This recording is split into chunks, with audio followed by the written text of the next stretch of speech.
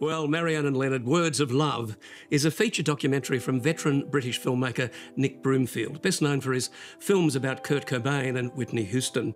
This time he documents the somewhat inscrutable love story of the soft-voiced singer-songwriter Leonard Cohen and the woman who inspired many of his best-known ballads, songs like So Long Marianne, Hey, That's No Way to Say Goodbye and Bird on the Wire.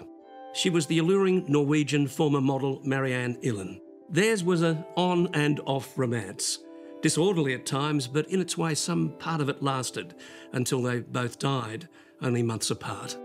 The letter that Cohen wrote to her as she lay dying became famous and movingly features in Bloomfield's film several times. She became renowned as Cohen's so-called muse, and she also inspired Bloomfield, the director, revealing early on that he too had an affair with Ihlen during a time when she and the troubadour known as the poet of depressed women had gone their own ways. Bloomfield's film, in its haphazard, sometimes funny and often hauntingly touching way, explores their relationship and sketches the way Cohen's career and his songs of loss and sadness developed out of it.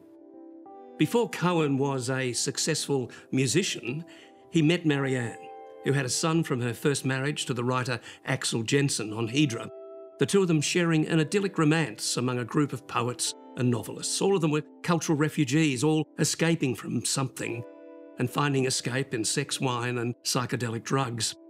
Cohen especially, it seems, a man always unsettled, like the bird on a wire he later sang about, constantly trying in his life to be free. As Aviva Leighton, widow of the poet Irving Leighton and friend to the couple, who now takes a disapproving view to the open marriage of the 60s, says, "Poets do not make good husbands. You can't own them." Marianne and Leonard's romance was blissful, but Cohen didn't begin to write music until it ended, after his novel Beautiful Losers was a critical disaster. He left Marianne and Hydra, and coaxed by the singer Judy Collins, he started hesitantly singing his own songs, was signed by Columbia Records and became famous. He moved on to other places and other women, many other women. His fifth studio album was titled Death of a Ladies' Man. Marianne remarried and lived, it was said, a very ordinary life, while Cohen continued to burnish their relationship from the stage. It was as though he felt guilty about the way she and her son Axel had faded from his life. In the poem Days of Kindness, he wrote, "I pray a loving memory exists for them too, the precious ones I overthrew for an education in the world." It's lovely. It was, I thought this is such a touching documentary. And, Nick Broomfield's films used to get released in cinemas with regularity many years ago. And this is the first one in a long time. And I'm a Cohen fan. I think you are too. Yes, I love Cohen. I think the fact that Marianne's voice is present in this documentary, she is interviewed, and so she's a real presence. And when Broomfield was on Hydra, he took those films of her out sailing, and and Axel as well.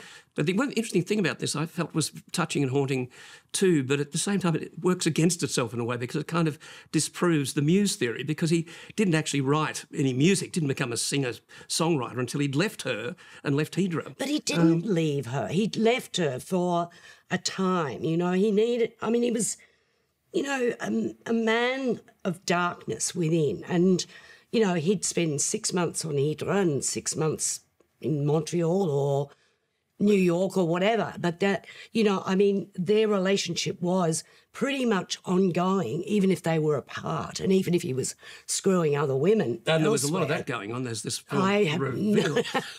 But I just think it's really insightful into the man, the music, their relationship. I loved Aviva Leighton because she's so acerbic and honest. Isn't she fantastic? And very nasty about Suzanne. Yes. Oh, that's the wife, isn't it? The second, yes. Well, the second big relationship. Yes. Yeah. So she says she was a bossy woman and she knew what she was getting and she knew what she was after and she got what she wanted.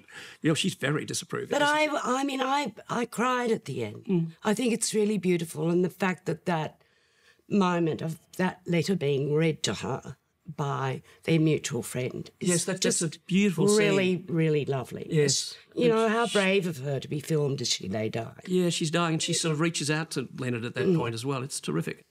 Look, I'd give this 4.5 stars. Me too, 4.5. It touched me. I went off and played Leonard Cohen all afternoon. My wife was away. I just wandered around the house weeping. He could make women feel good about themselves, but he couldn't give himself to them because he couldn't give himself away. They had this place for each other till the very end. That's what words of love can do.